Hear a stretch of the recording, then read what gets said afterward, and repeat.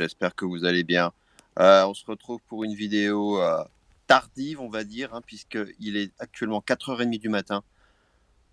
Et il s'est passé quand même un certain nombre de choses dans le milieu du catch dont je voulais vous parler à tout prix. Je ne pouvais pas aller me coucher sans vous parler de ce qui s'est passé parce que c'est quand même plutôt important.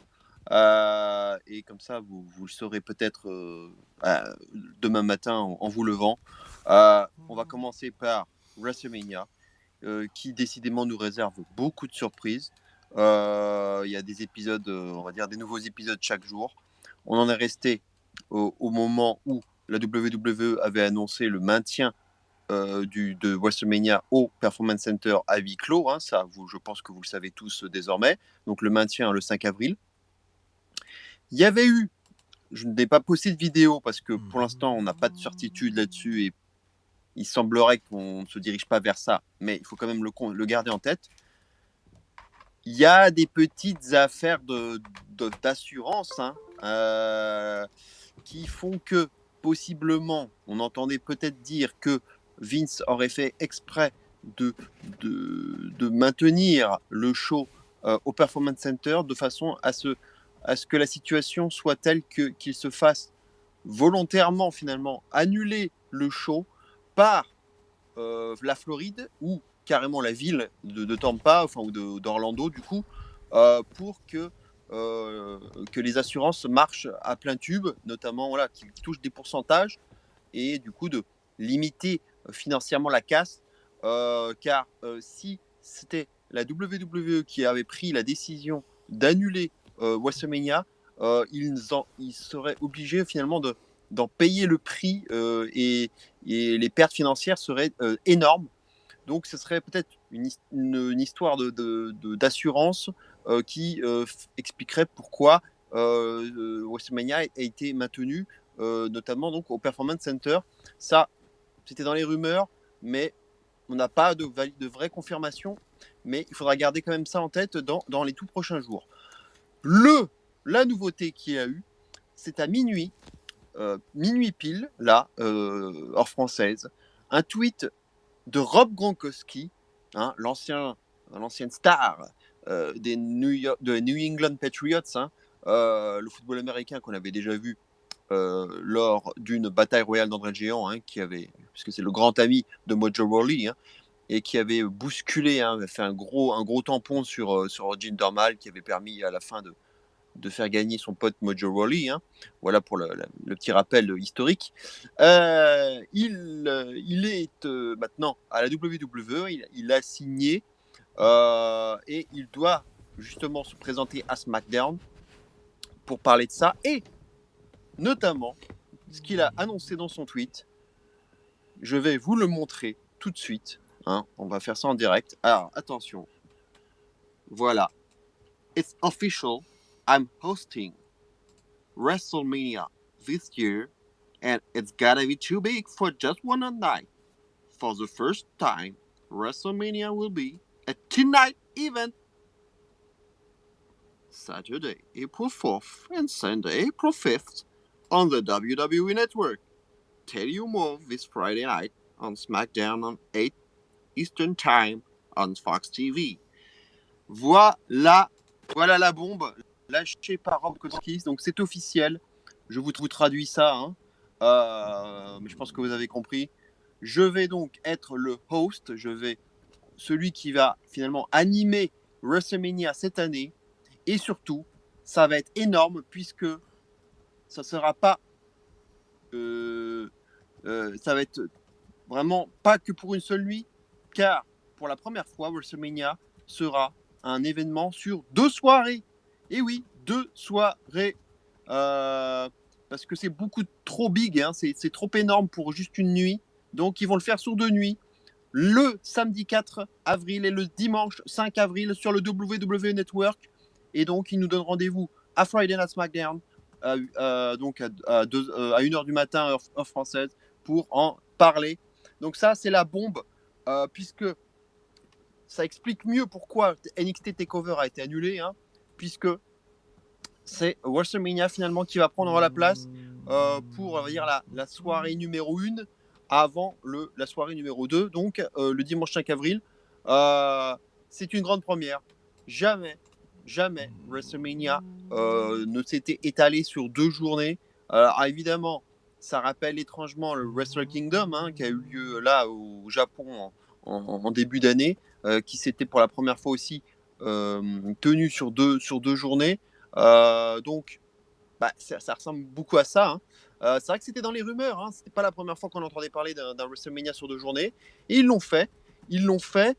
Euh, il faut rappeler quand même, alors, pour un rappel historique, WrestleMania 2 en 1986 s'était tenu sur une seule journée, certes, mais en plus c'était un lundi d'ailleurs. C'était un lundi, mais c'était dans 3 lieux différents. 3 lieux différents à New York, à Los Angeles et à Rosemont, dans l'Illinois. Il y avait eu 12 matchs, 4 matchs dans chaque ville. Donc les matchs étaient plus courts, ils faisaient même pas un quart d'heure chacun. Mais on avait déjà un dispositif particulier avec 3 villes différentes et sur une seule journée. Pourquoi est-ce que je vous parle aussi de villes différentes d'ailleurs? Puisque c'est pas terminé. Je vous en donne des infos. Mais il y en a eu des rebondissements cette nuit. Plusieurs news, plusieurs sources d'informations, dont le fameux Dave Meltzer. Bon, il faut toujours s'en méfier, mais il n'est pas le seul. Le PW Insider l'indique, et donc d'autres sources disent que le Performance Center ne sera pas le seul lieu de WrestleMania. WrestleMania donc aura lieu non seulement sur 2 journées, mais en plus sur des lieux différents, multiples. Pour l'instant, on n'en sait pas plus sur les lieux en question, on ne sait pas où, mais évidemment, ça laisse place à pas mal d'hypothèses, de fantasmes, etc. On peut se dire qu'avec des lieux multiples, on peut avoir des matchs déjà enregistrés, ce qui peut aussi du coup éviter les leaks, les spoilers, etc. Des matchs confinés, puisque ce qui est annoncé aussi dans les news, c'est que les lieux multiples en question seront toujours très limités en personnel. On aura toujours un nombre, on va se limiter au strict minimum, au personnel vraiment nécessaire. Donc, c'est toujours dans l'histoire de limitation imposée par l'organisme sanitaire aux États-Unis. On ne peut pas mettre plus de 50 personnes dans une manifestation avec du monde comme ça, dans les shows, on va dire, les manifestations notamment sportives. Donc, ils vont, ça a l'avantage donc en séparant les lieux, ils vont, on va dire, mettre moins de monde du coup, que si c'était tout le monde rassemblé au Performance Center. Donc, c'est vrai que c'est un peu ça l'idée aussi. Donc, on divise un peu les lieux. Du coup, ça fait moins de monde. Et donc, des matchs qui seront peut-être potentiellement déjà préenregistrés, d'autres qui seront en direct. Et on va un peu switcher d'un endroit à un autre. Ça va rappeler un tout petit peu aussi le Raw des 25 ans, le Raw 25 qui s'était tenu en même temps dans deux lieux différents à New York, avec un Raw plus old school dans le Manhattan Center et un autre dans le Barclays Center. On avait jonglé entre deux arènes. C'est un peu l'idée aussi. Mais là, c'est carrément on parle de location, de multiple locations, donc d'endroits multiples. Donc on serait au-delà de deux endroits même. Donc on sera peut-être à 3 endroits comme à WrestleMania 2. Donc on n'a pas encore plus de détails que cela à l'heure qu'il est. Mais bon, je pense que je vous ai déjà donné beaucoup d'informations. Il faut les digérer. Personnellement, ça me redonne un petit peu espoir parce que déjà, ça nous évite d'avoir un WrestleMania à huis clos dans le Performance Center durant tout le show, ce qui serait très compliqué à suivre. Et on va dire, le fait d'avoir plusieurs endroits différents, ça va peut-être nous permettre d'avoir déjà d'avoir des cadres différents. Donc ça sera déjà beaucoup plus varié. Donc ce sera déjà beaucoup plus agréable, je pense, à suivre.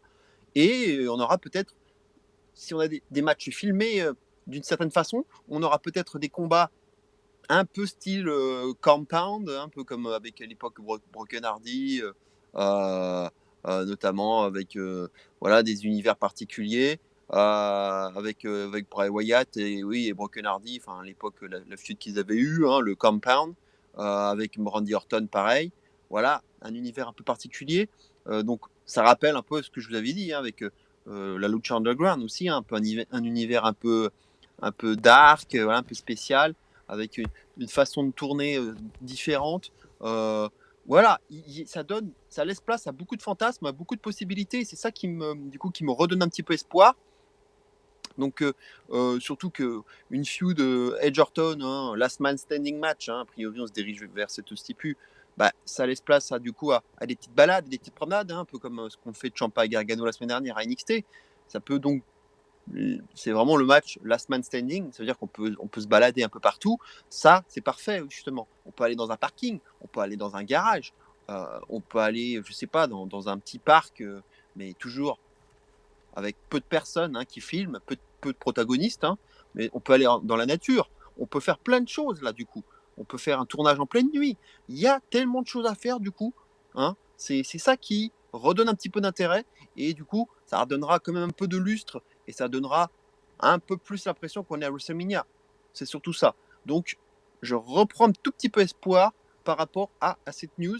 Maintenant, bon, Rob Gronkowski, hein, c'est pas ce qui se fait de mieux, on va dire, hein. C'est pas en tant que host en plus, ça me fait un peu peur. Bon, je pense pas que ce soit le meilleur animateur possible, hein. Bon, voilà, hein, on verra bien, hein. Est-ce qu'il va aussi avoir un combat? J'en sais rien.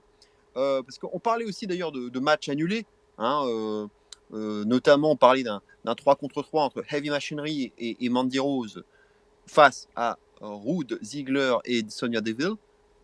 On parlait de ce match-là qui finalement aurait été annulé. Kabuki Warriors contre Nikki Cross et Alexa Bliss, c'était pas sûr non plus que ça ait lieu. Voilà. Un match comme Braun Strowman contre Sami Zayn, par exemple, aussi, potentiellement. Un match pour le championnat des États-Unis, on va dire autour des Latinos, là, aussi, potentiellement. Les championnats tag team de SmackDown, tag team de Raw, bah, pour l'instant, on n'en sait rien non plus, hein. Donc, finalement, bon, bah, si on est sur 2 jours, je pense que finalement, on va avoir la grosse carte initiale, hein, prévue initialement, hein. Donc, on va avoir, je pense, pour l'instant, on n'en a que 8, hein, qui sont annoncés, mais je pense qu'on risque de se diriger vers le double, 15-16. Maintenant, je pense que les matchs où il y a beaucoup, beaucoup de monde, je pense aux 2 batailles royales, hein, masculine et féminine, d'André le Géant et l'autre bataille royale féminine, je pense qu'elles n'auront pas lieu a priori parce que ça rassemble beaucoup trop de monde. Et là, on va être, je pense, un peu limité par rapport aux règles de sécurité. On ne sait jamais, hein, mais comme j'ai aussi vu une autre news qui disait que maintenant ils prennent ça très, très, très au sérieux maintenant à la WWE, le virus, hein, et que chaque membre, le personnel vraiment est contrôlé, hein, pour voir s'il n'y a pas de problème au niveau du virus, hein, s'ils ne sont pas touchés. Il y a des contrôles assez stricts, donc ça peut être rassurant, on va dire, et peut-être qu'au final, ils vont peut-être réussir à faire les 15 ou 16 matchs, on va dire, le tarif habituel de WrestleMania, dont les batailles royales, qui justement concernent beaucoup, beaucoup de monde, hein, sur le ring en même temps. Si tout le monde est contrôlé et qu'il n'y a pas de problème, peut-être que finalement ils vont pouvoir le faire. Ça, on n'en est pas encore là, on le saura dans les jours à venir, hein. Maintenant, je reviens sur ce que je disais par rapport aux assurances, etc., etc.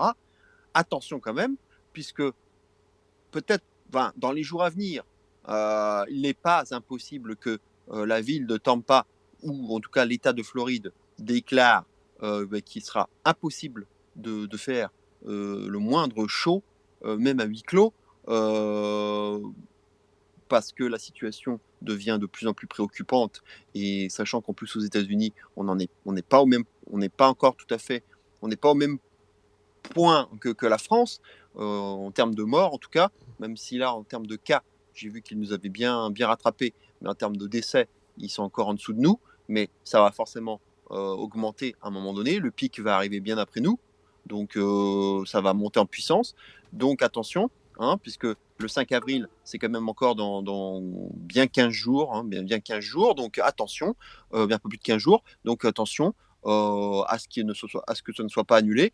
Et je reviens donc à ce que je disais, peut-être que tout est fait alors ce serait très très malin, hein, ce serait du génie de la part de Vince, mais tout serait fait à dessein de la part de Vince pour que il se fasse annuler le show et qu'il puisse toucher un max de la part des assurances via voilà, les différentes clauses du contrat qui ont été apposées. Hein. Ça, c'est vraiment très, très. Ça reste pour moi quelque chose de très plausible. Et alors, un autre élément, je ne sais pas, hein, ça c'est vraiment ma pure théorie, peut-être aussi que le fait d'annoncer un WrestleMania sur 2 jours au lieu d'un seul, peut-être aussi ils seraient beaucoup plus gagnants en termes de justement de remboursement, enfin pas de remboursement, mais de ce qui pourrait toucher de la part des assurances. Peut-être que ça serait beaucoup plus juteux, beaucoup plus profitable pour la WWE si ils se font annuler finalement 2 shows plutôt qu'un seul. Vous voyez le truc? Alors ça, c'est ma théorie personnelle. Hein. Je ne sais pas du tout comment ça se passe techniquement au niveau du contrat, etc. Mais c'est tout à fait plausible. Hein. Ça, c'est ma propre théorie personnelle. Hein. Mais on en saura plus dans les jours à venir. Et il peut y avoir encore d'autres bouleversements, à commencer par l'annulation pure et simple de WrestleMania. Hein. Donc, il faut rester prudent. Hein. Mais en tout cas, à l'heure actuelle, on a donc cette grosse annonce de Rob Gronkowski, hein, qui va nous en dire plus peut-être à vendredi à SmackDown. WrestleMania sur 2 jours et on aura plusieurs lieux de tournage en même temps. Hein, donc 2, 3, voire 4 lieux différents. On n'en sait rien encore. Mais ça, c'est quand même la grosse news. Et voilà, j'en ai fini avec WrestleMania. Et comme vous l'avez vu sur ma vignette, je voulais vous parler, je le fais jamais, mais je vais le faire parce que c'est quand même un petit événement. On attendait pour l'épisode de AEW de Dynamite l'annonce de l'Exalted One, hein, où je pense que vous devez en avoir entendu parler, hein, le Dark Order qui avait ce fameux leader qu'on appelle l'Exalted One et qu'on attendait, hein, et que notamment Chris Daniels disait qu'il n'existait pas, hein, il n'arrêtait pas n'y croyait pas, et on l'a enfin eu. Alors c'était à huis clos, hein, évidemment. Euh, D'ailleurs, ça a été beaucoup mieux géré que la WWE, hein, je trouve, avec mettant des lutteurs, notamment à l'extérieur, pour faire de l'ambiance, taper dans les mains, etc., etc. Ça a été beaucoup mieux géré en termes d'ambiance, ça, il faut le dire. Il y a eu beaucoup plus de catch aussi, beaucoup plus de matchs.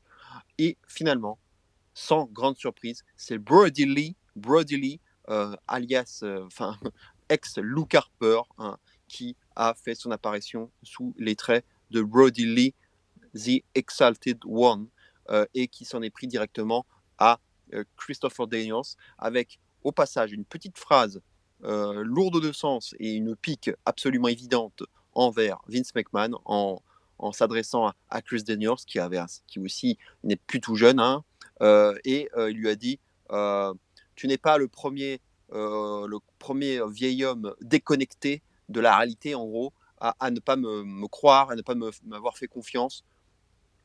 Eh bien, voilà, je peux te garantir que tu seras le dernier dans ce cas-là.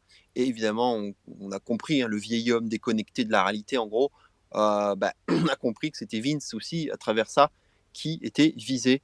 Donc, la petite phrase qui va bien, le gros tacle envers Vince McMahon et directement à la face de Chris Daniels avec un gros lariat et au passage quand même une petite position de Sister Abigail, hein, avant de porter son discus lariat, hein, au passage, c'était drôle. Voilà, et je suis très content pour Luke Harper et donc maintenant il faut dire Brody Lee, hein, son nom d'indie, parce que c'est quelqu'un de extrêmement sous-coté, de très talentueux et qui a été encore un énorme gâchis de la WWE. Et j'ai hâte de voir ce qu'il va faire maintenant à la All Elite Wrestling. Et j'en suis sûr qu'il sera beaucoup mieux traité et qu'il pourra nous proposer son meilleur catch, hein, celui malheureusement dont on nous a beaucoup trop privé à la WWE. Voilà pour Brody Lee. Et je termine avec c'est-à-dire une intervention un peu surprise à la fin, donc où on déterminait, on va dire, quelle équipe entre l'Inner Circle et l'élite, The Elite, allait avoir l'avantage numérique lors du show Blood and Guts, hein, donc l'équivalent d'un War Games, hein, un match en cage, hein, donc, qui va avoir lieu la semaine prochaine. Donc l'avantage numérique, hein, c'est-à-dire à chaque fois une personne où ils auront à avoir le surnombre à chaque fois, hein, dans les entrées des catcheurs. C'est exactement comme le Wargames. et c'est l'Inner Circle qui a finalement gagné. Donc avec sa petite promo de Jericho, hein, qui, comme d'habitude, a voilà, un petit peu provoqué et notamment a indiqué le surnombre, puisque Nick Jackson a été agressé par l'Inner Circle la semaine dernière. Donc l'élite était, ils étaient que 4. Et l'Inner Circle, eux, ils sont 5, ils sont soudés. Ils sont beaucoup plus soudés que The Elite, hein, c'est ce qu'a rappelé très souvent Jericho là-dessus, il a appuyé là-dessus. Et c'est là qu'il y a Vanguard, hein, finalement, le drone qui est arrivé. Et là, Matt Jackson, voilà, par surprise, qui nous dit, voilà, j'ai contacté un vieil ami. Ça rappelle évidemment les vidéos de Being the Elite, hein, si vous les avez vues, où on voyait justement que Matt Hardy avait été, on lui avait rendu visite, hein, notamment donc justement les frères Jackson, les Young Bucks, et donc évidemment c'était aussi le nom principal, hein, pour être l'Exalted One. Finalement, c'est Brody Lee qui était aussi le deuxième gros nom qui ressortait le plus souvent. Et donc on a vu au loin Matt Hardy en Broken, un Broken Matt Hardy de retour, donc, et qui du coup semble devoir se rallier à l'élite pour être dans le match Blood and Guts, hein, donc le War Games, hein, pour remplacer Nick Jackson, hein, justement. Donc évidemment, la pop, il n'y en avait pas, malheureusement, puisque il y avait personne dans les tribunes. Il a fait un signe delete, hein, qu'on n'a pas trop entendu d'ailleurs, c'est dommage. Mais voilà, comme on a terminé le show, donc quand même, petite apparition surprise, là, je l'attendais plus trop là, dans ce show. Je pensais qu'on allait s'en tenir à Brody Lee, qui était d'ailleurs, vu que Brody Lee vient de Rochester, hein, New York, dans l'État de New York, le show de ce soir aurait dû se tenir à Rochester, donc chez Brody Lee, chez Luke Harper. Donc finalement, il a été, on a été finalement à huis clos à Jacksonville, hein, dans les locaux, finalement dans le siège de la All Elite Wrestling, hein. Donc à la base, on aurait dû être chez Brody Lee, chez Luke Harper, donc ça avait du sens que ce soit lui l'Exalted One, hein. Il faut aussi le rappeler. Voilà ce que je pouvais dire sur les nouvelles de WrestleMania et voilà la double apparition donc de deux anciens de la WWE, Matt Hardy et Luke Harper à la All Elite Wrestling. Voilà, c'est quand même, il y a quand même beaucoup de choses qui se sont passées cette nuit. Il y en a peut-être eu d'autres à NXT. Je n'ai pas encore vu le show, donc on va regarder ça demain matin tranquillement. Voilà, j'espère que cette vidéo vous plaira. J'espère que vous l'écouterez en entier, car il y a quand même beaucoup de contenu, beaucoup d'infos intéressantes et même capitales pour les prochains jours. On se retrouve bien sûr très bientôt pour une prochaine vidéo. S'il y a encore un, un retournement de situation pour WrestleMania, notamment je pense à une annulation, hein, il faudra rester à l'écoute. Likez et abonnez-vous, hein, si vous avez aimé ce que vous venez de voir et d'entendre. On se retrouve donc très très bientôt dans les prochains jours. Portez-vous bien, hein, restez bien sûr chez vous, c'est le plus important. Et d'ici là, bien entendu, n'oubliez surtout pas, et plus que jamais, vive le catch. Ciao à tous.